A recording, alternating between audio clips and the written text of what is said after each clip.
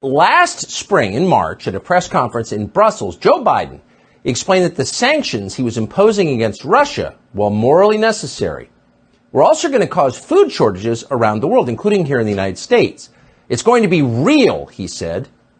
Now, Biden said this in a very odd way. There was no hint or panic, emotions you'd expect from a leader predicting the deaths of human beings from starvation. None of that. Instead, there was pure nonchalant casualness. Biden could have been describing the weather or a trip to the dry cleaners. It's going to be real.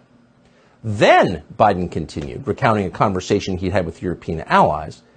He told us all about it. When he met with the group, Biden said, they spoke about, quote, how we could increase and disseminate more rapidly food shortages. That's what Joe Biden said, verbatim. It's on tape. So here you have the President of the United States pledging to increase food shortages at a press conference. Now, that seemed like a newsworthy event, but not a single news organization in this country seemed to notice it happened, nor did the White House correct it. But others were watching, so within days, that clip wound up on social media, and Facebook flagged it immediately as, quote, false news. We can only tell you what happened afterward. Strange disasters began to beset food processors all over the United States. In April, the next month, the headquarters of one of this country's largest organic food distributors was destroyed in a fire, cause unknown.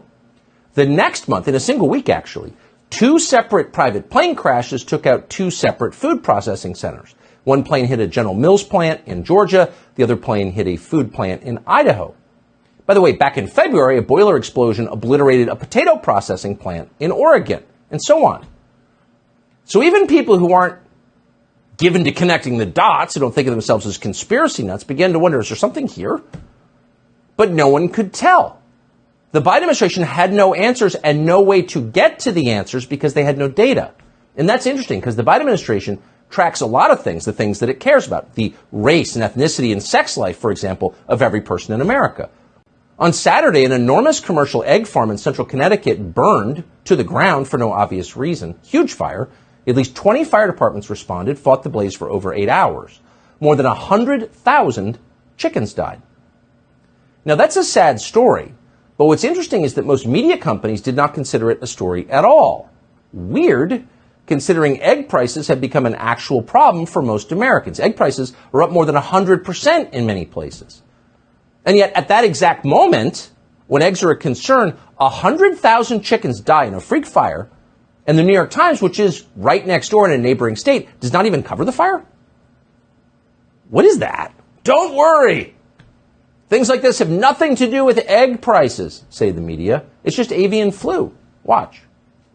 Egg consumption has grown over the years as many people are eating them as their main protein source. But the production has slumped because of the ongoing bird or avian flu epidemic. Over the last year, the USDA says nearly 58 million birds have been infected in the U.S., making it the deadliest outbreak in U.S. history. Unfortunately, the infected birds have to be killed, causing the egg supplies to fall and prices to surge. In some cases, stores are running out and limiting the amount people can buy. Some chicken farmers have noticed something odd. Their chickens aren't laying eggs or as many eggs, and these chickens don't appear sick with avian flu. They're not dying, they're still alive. They're just not producing eggs. Now, healthy hens lay eggs on a regular basis every 24 to 26 hours, but suddenly, chicken owners all over the country, not all of them, but a lot of them, are reporting they're not getting any eggs or as many. So what's causing that? Clearly something's causing that. Some have concluded their chicken feed may be responsible. Всичките нации в Европата днес са прегърнали цивилизацията. Салви, българите, не щете да се конформирате. Вие, младите, не трябва да слушате старите ръждясали глави. Вие трябва като нас да имитирате европейците, дето визитираме града. Фермерката Ани Петрова от Болярово, която преди 2 години се изправи срещу цялата държавна машина и не допусна стадото й да бъде избито заради чумата, спечели съдебната битка. Върховният административен съд постанови, че заразата не е доказана по дело, заведено от Ани Петрова. Скандалът се разгоря през есента на 2018 година, когато със заповед на властта бяха избити стотици животни в Странджа, Ямболско и Хасковско, а 1/3 от България загуби поминъка си. И до днес стадото овце на Ани Петрова е цяло и здраво. Дори двете животни маркирани като силно заразни. През лятото на 2018 година в крайграничната община Болярово бяха констатирани огнища на чума по дребните преживни животни. Като мярка срещу разпространението на заболяването бяха унищожени близо 5000 овце и кози. В стадото на Ани Петрова също бяха регистрирани положителни проби при 2 от овцете й, но тя и съпругът й оспориха резултатите и отказаха да допуснат ветеринарите, за да умъртвят всичките им над 200 животни. На 10 октомври 2018 година директорът на областната агенция по безопасност на храните издаде заповед за заличаване на обекта от регистрите и умъртвяване на животните. Заповедта беше оспорена в съда, а окончателното решение в полза на действията на Ани Петрова е факт от вчера и не подлежи на обжалване. Мотивите на съда за отхвърлянето на заповедта на агенцията по храните са: не са установени груби нарушения на закона за ветеринаро-медицинската дейност от страна на стопаните, а ветеринарите не са представили точни данни за броя на заболелите животни в стадото. Масовото унищожаване на овце и кози в Ямболско през лятото на 2018 година заради чума по дребните преживни животни провокира редица протести в община Болярово. Стигна се дори до пътни блокади, а премиерът Бойко Борисов обяви едноименното село за червено и го даде като пример за паралелна държава заради недопускането на ветеринари да умъртвят животните.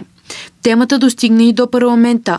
Лидерът на БСП Корнелия Нинова отиде да се срещне с стопаните и с доброволците, които охраняваха стадата. От извън парламентарните партии призоваха хората да не се поддават на устните заповеди и да колят животните си и за оставката на шефа на Българската агенция по безопасност на храните, а от Еврокомисията заявиха, че готвят нови санкции срещу страната ни заради бойкота да бъдат унищожени частните стада. Собствениците на унищожените животни продължават да се чувстват предадени от държавата си, а в региона никой не вярва, че там е вилнява чума.